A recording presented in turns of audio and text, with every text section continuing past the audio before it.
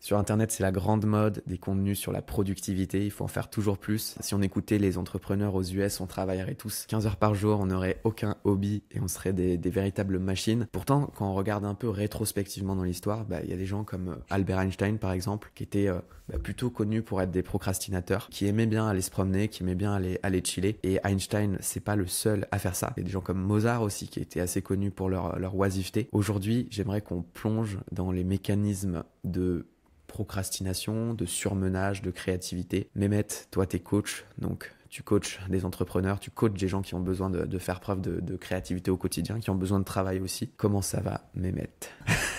Ça va bien, mon cher Baptiste. C'est toujours un plaisir de te retrouver. Euh, c'est T'es- un super sujet. Pardon? Ouais, peut-être pour lancer la conversation, c'est toi, de ton point de vue, toi qui côtoies beaucoup d'entrepreneurs et de profils aussi créateurs, créatifs, etc., qu'est-ce qui Mhm. fait selon toi que on a des gens comme Einstein, comme Mozart, qui travaillent beaucoup moins, mais qui pourtant accomplissent des très grandes choses, et même peut-être plus que ceux qui se tuent à la tâche. Ouais. Alors là, franchement, c'est un super sujet. C'est ce que je disais. En fait, on n'a pas tous la même neurologie face au travail et face à l'intensité qu'on peut y mettre et les capacités qu'on peut déployer, si tu veux, pour pouvoir travailler. Et il y a beaucoup d'études neurologiques, en fait, de neuroscientifiques, sur lesquelles on s'est rendu compte que il y a des personnes, en fait, qui vont avoir en fait cette énorme capacité de travail et de passage à l'action rapide. Et ça, c'est très américain, comme tu l'as dit tout à l'heure. Les Américains ont cette capacité de vraiment passer à l'action, peut-être sans trop réfléchir aussi. C'est les rois du test and learn. J'essaye, j'échoue tout de suite, je vois ce que ça donne, les feedbacks, etc. Et de cet aspect-là, on pourrait en déduire, en fait, pour réussir, il faut être un bourreau de travail. Il faut vraiment se lever à 4 heures du matin, faire des rituels de Miracle Morning, être tout le temps dans l'action, tout le temps en train de réfléchir, tout le temps en train de penser à la stratégie, etc., etc. Alors que neurologiquement, aujourd'hui, on sait que le cerveau ne fonctionne pas tout à fait comme ça. Oui, il va avoir en fait une certaine forme euh, de travail en continu, puisque le cerveau ne s'arrête jamais de tourner. Et pareil pour nos trois cerveaux, puisqu'on a des neurones dans le cerveau, vraiment dans la tête, dans le cœur et dans les intestins. Et l'idée, c'est que quand on est plus dans cette partie intestinale comme les Américains, on va avoir ce passage à l'action rapide qui va pouvoir se faire. Dans le cas d'Albert Einstein, qui était plutôt quelqu'un, comme tu disais tout à l'heure, qui a ce côté rêveur, qui va imaginer des choses, et ce côté-là, en termes de neurologie, il va pas du tout fonctionner de la même manière. Là, on parle vraiment de rythme microbiologique et rythme circadien aussi de la personne. Et cette personne, en fait, le fait qu'elle aille plus lentement lui laisse plus d'espace et de bande passante libre dans le cerveau pour aller chercher des idées qui vont être plus profondes, plus grandes, avec un impact aussi plus grand sur l'humanité. Et l'idée, c'est que euh, plus on va apprendre à connaître justement cette neurologie qu'on a en nous, plus on va se rendre compte que finalement, en termes de façon d'opérer, de mode opératoire, on ne va pas du tout être pareil, servi de la même manière en fait, en fonction de qui on est. Et ce que je constate, surtout avec les entrepreneurs que j'accompagne, c'est que pour que la créativité puisse apparaître, il faut de l'espace vide. On ne peut pas remplir quelque chose qui est déjà plein. Donc si aujourd'hui tu tournes à 100 à l'heure dans ton entreprise, tous les jours tu es en train de courir, de t'essouffler à faire des choses. J'étais dans une permanence tout à l'heure avec d'autres entrepreneurs. Une personne m'a dit, je travaille tous les jours de la semaine, sauf le samedi après-midi. Donc en fait, ton cerveau, tout ton corps et tout ce que tu fais est en activité perpétuelle, donc rempli par des pensées, des stratégies, des émotions, des actions, etc.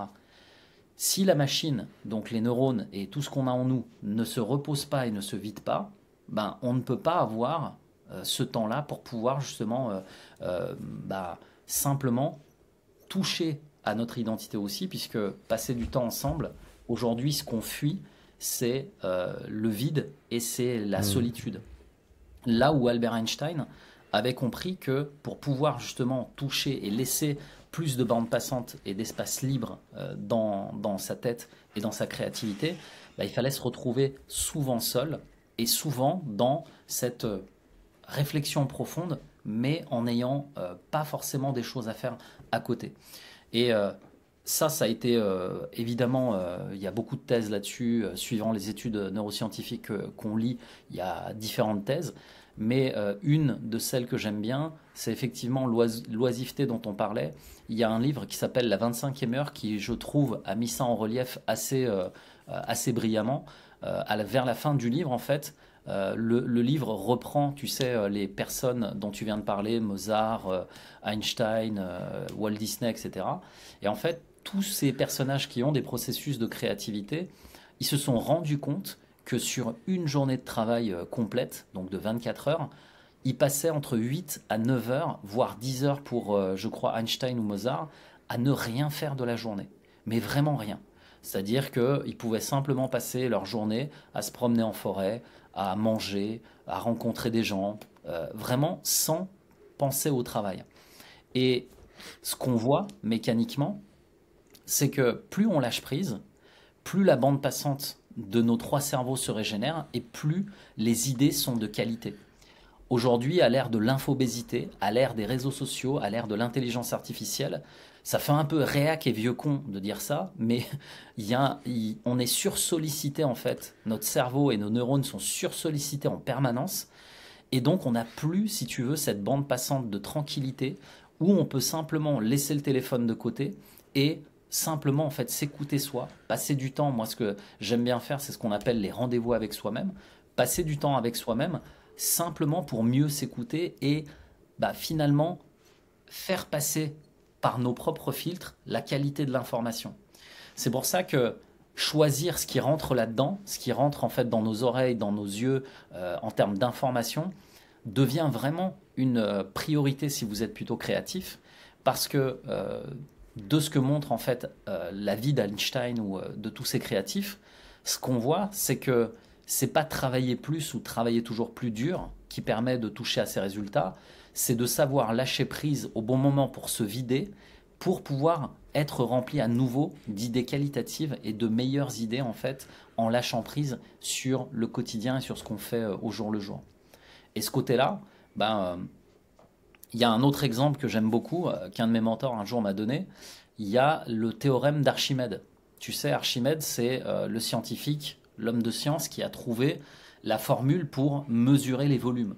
En fait, à l'époque, j'ai pas toute l'histoire dans ses détails, mais pour faire simple, à l'époque, il est challengé par un empereur ou un roi qui lui dit « Construis-moi la plus grosse statue de bronze pour pouvoir mettre mon effigie dessus, etc. » Il fait quelque chose de gigantesque pour montrer la supériorité de mon empire, etc., etc.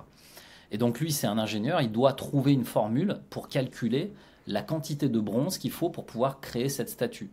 Et il passe des jours et des jours entiers à se casser la tête, à se dire mais comment je vais faire le calcul, etc., etc. Et à un moment, sa femme lui dit écoute, chérie, vas-y, laisse tomber, viens prendre un bain, je vais te faire couler un bain, ça va te faire du bien, etc. Lâche prise et viens voir. Et en fait, il arrive, il se pose dans le bain. Et au moment où il se pose, tu sais, à l'époque, pour remplir le bain, il fallait des seaux d'eau. Voilà. Et en fait, au fur et à mesure où sa femme lui met l'eau, il voit en fait le volume monter et il voit que un seau d'eau en fait fait monter 2 fois le volume de l'eau. Et là, il se dit Eureka, j'ai trouvé. Et en fait, tout corps plongé dans un volume d'eau augmente le volume de l'eau par 2. Et là, il trouve la fameuse formule que je ne connais pas évidemment parce que je ne suis pas mathématicien. La poussée d'Archimède, ouais. Voilà, la poussée d'Archimède. Et en fait, avec ça, il trouve cette formule qui est sublime pour pouvoir recalculer tout ça. Et là, c'est vraiment au moment où il se pose, tu vois, dans le truc, il lâche prise. Et là, le simple fait de lâcher prise, bam, le truc arrive en fait. Et tu verras à l'échelle de l'humanité que beaucoup de très grandes idées sont arrivées comme ça. Un exemple un peu plus personnel, la création du Nutella. Alors le Nutella, j'en mange plus depuis un moment maintenant, mais c'est le chocolat. T'as eu ton époque. Comment le chocolat est devenu pâte à tartiner. Et en fait, à l'époque, les frères Ferrero, qui étaient pâtissiers à l'époque, a oublié simplement un gâteau au chocolat sur le rebord de la fenêtre parce qu'il l'avait mis à refroidir. Et le gâteau s'est transformé en liquide. Et là, il s'est dit, bah tiens, on a une pâte, mais c'est une pâte liquide. une pâte qu'on peut tartiner en fait sur autre chose. Et c'est souvent en fait en lâchant prise, en laissant notre esprit comme ça vagabonder, que les meilleures idées arrivent. Mais à une condition, c'est que la qualité de vos pensées ait été nourrie par des informations de qualité. Et quand on regarde Einstein, Einstein, lui, était un passionné justement de tout ce qu'il a fait, Ouais. astrophysique, etc. Et comme il était passionné de ça, il ne récoltait de l'information que de qualité sur les sujets de qualité qui l'intéressaient lui.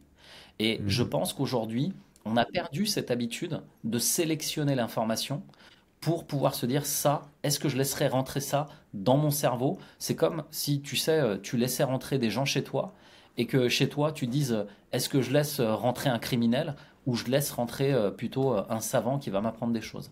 Et c'est vraiment à ce niveau-là, je pense qu'il Ouais. faut discipliner son esprit et sortir justement des, euh, des mécanismes. En fait, tu sais, un Ouais. mécanisme tout Mhm. simple, le matin, quand on se lève, aujourd'hui, ça c'est une question que je pose beaucoup à mes clients et à mes élèves, je leur demande c'est quoi le premier truc que vous faites? Et il y a une majorité, ils se jettent sur le téléphone. Et si aujourd'hui, tu as toi-même pas installé une certaine forme euh, de D'hygiène. volonté Mhm. d'acquérir, tu vois, de l'information de qualité, cette volonté, en fait, se transformera en discipline derrière. Mais si tu n'as pas de volonté pour le faire, tu peux pas créer de discipline réellement là-dessus. C'est pour ça que si on n'arrive pas à se déconnecter, en fait, pour sans cesse remplir notre cerveau, nos trois cerveaux, etc., bah forcément, en fait, derrière, la qualité de l'information va pas être bonne et forcément, ça va pousser à des comportements de procrastination, puisque la procrastination n'est qu'une conséquence de ça. La procrastination, elle a souvent deux significations. La première, c'est qu'il y a un besoin de quelque chose, ou la deuxième, c'est qu'on ne veut plus de quelque chose. Et la procrastination n'arrive jamais par hasard. Et quand on en a marre de quelque chose, en fait, c'est que on veut simplement le fuir ou qu'on a simplement besoin de s'arrêter et d'avoir des vacances. Et quand on regarde la procrastination plus en détail, il y a effectivement, il y avait il y a un livre qui a été écrit là-dessus. J'avais fait une autre vidéo là-dessus. Un éminent spécialiste dont le nom va sûrement me revenir après, qui a écrit vraiment et qui est allé au bout de la thèse de la procrastination. Et la procrastination, c'est pareil, en fait, c'est un surplus. Et il y a quelque chose qui fait que ça devient trop et qu'on a soit besoin de quelque chose, soit envie d'éviter quelque chose. Donc, là-dessus, il faut vraiment être OK avec le fait que la procrastination n'est qu'un signal, une conséquence de quelque chose dont on a besoin ou qu'on est en train de fuir.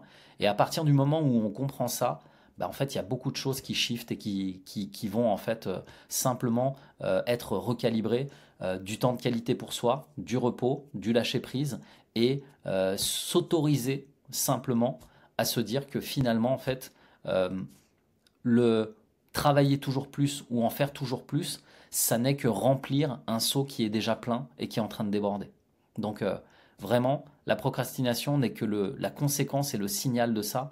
Et si vous apprenez à créer votre volonté et votre discipline autour de ça, bah en fait, vous aurez non seulement de l'information de meilleure qualité, mais aussi une meilleure gestion de votre performance et de votre travail au quotidien. Génial. Bah écoute, je crois que là, t'as tout dit, quoi. J'avais plein de questions à te poser, mais t'as répondu à tout avant même que je te les pose.